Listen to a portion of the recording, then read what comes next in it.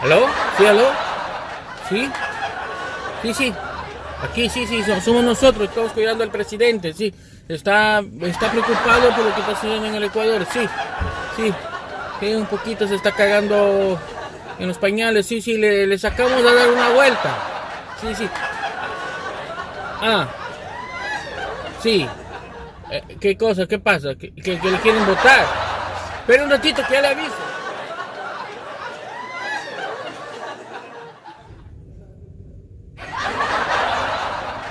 Eh, no puede ahorita responder ni venir a responder.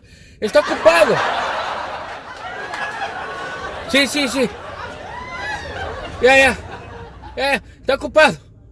Ya, ya. Sí, sí. Disculpará nomás. Es torpe. Ya, ya. Chao. Sí, sí, chao. Ay, mamá, ya nos cagamos. Es el impuesto más agresivo que hay porque se incrementa la gasolina y se incrementa absolutamente todo. Se incrementa el transporte, pero el transporte de los bienes, de los productos, de la materia prima, absolutamente es una cadena perniciosa, es una cadena agresiva que verdaderamente perjudica grandemente a la economía. Esta duplicación, en el caso del diésel hablamos del 130% de incremento. En el caso de la extra, si sumamos al incremento anterior, hablamos de un 80%. ¿Qué cabe esperar? Que los pasajes se dupliquen, se tripliquen, nuestros artículos de primera necesidad, absolutamente todo. Es decir, es una cadena trágica, la verdad, que no podemos permitirlo. ¿Y cuáles son los argumentos para incrementar la gasolina? Se dice que tenemos que ponerla a precios internacionales. Yo pregunto, ¿nuestros sueldos están a precios internacionales? ¿Por qué comparar el precio de la gasolina con países que no producen petróleo con nosotros los ecuatorianos que sí producimos? Algún beneficio debe tener el pueblo de que somos un país petrolero. Ahora se han cambiado los contratos petroleros y se ha vuelto al revés. Ahora más del 80% de todo lo que producimos va al bolsillo privado de las petroleras. Por parte del presidente se comparó a Venezuela, que es el único que subsidia la gasolina. No es cierto. En Venezuela existe un subsidio total de la gasolina, lo cual no está bien, obviamente. Se tiene que cobrar por la gasolina. La gasolina de Venezuela era la más barata del mundo y con la crisis inflacionaria ese precio se licuó, es decir, desapareció. En Venezuela le están llenando los tanques de gasolina y no tienen cómo cobrarle, le dan gratis. Obviamente eso no puede permitirse en una economía. Pero a ver, el presidente dice que no hay subsidios en el resto de países, no es cierto. Hay muchos países que son productores de petróleo que tienen precios balanceados, porque insisto, el subsidio es un mecanismo de ayudar a los que menos tienen. Pensemos en las medidas del día lunes. Se duplica el precio de la gasolina, golpe al pueblo y a la clase media, pero también se disminuyó el impuesto a la salida de capitales. ¿A quién beneficia eso? A los grandes potentados de este país. Se eliminó la declaración anticipada del impuesto a la renta. Eso permite la evasión fiscal. Significa, ¿para quién gobierna este gobierno? Para los ricos, para los grandes empresarios, para los importadores, para los exportadores, para aquellos especuladores económicos, para aquellos que manejan esos famosos capitales golondrina que se llaman.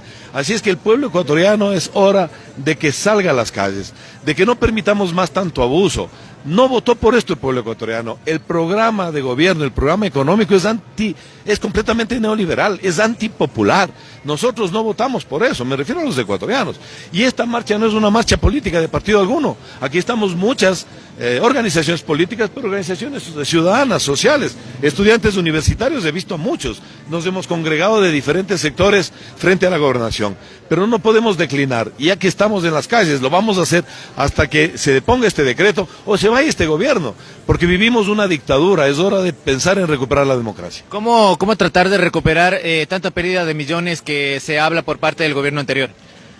A ver, pérdida de millones del gobierno anterior, pero cada día comprobamos que son más y más mentiras.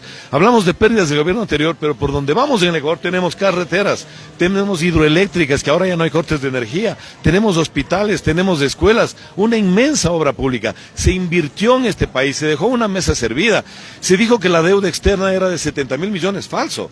Ellos mismos lo reconocen ahora que no superó los 40.000 y en 2 años de gobierno de Moreno nos endeudan 14.000 millones de dólares y no vemos una sola obra. ¿Cuáles son las obras de este gobierno?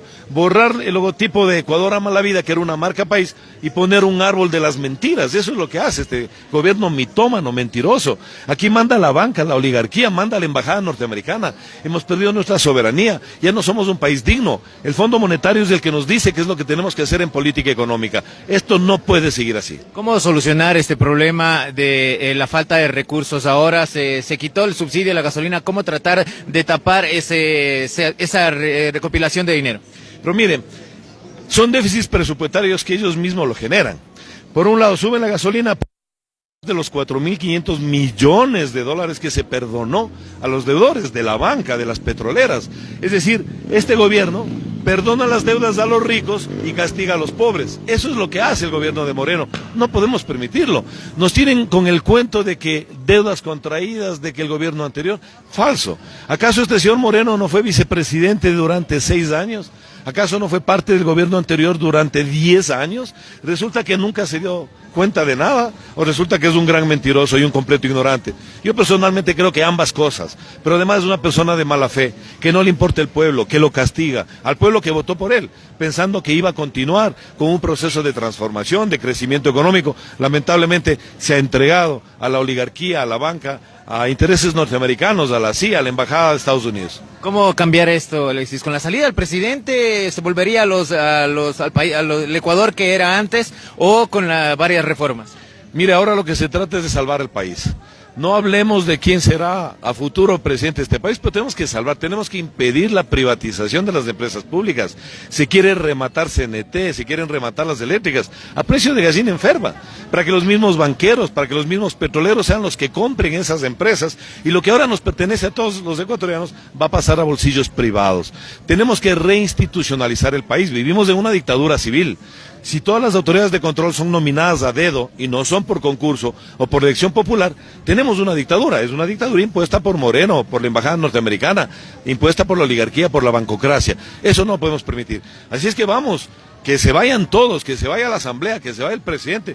Convoquemos a elecciones y democráticamente definamos el destino de este país. Muchísimas gracias, Alexis. Siempre a las órdenes. Pasen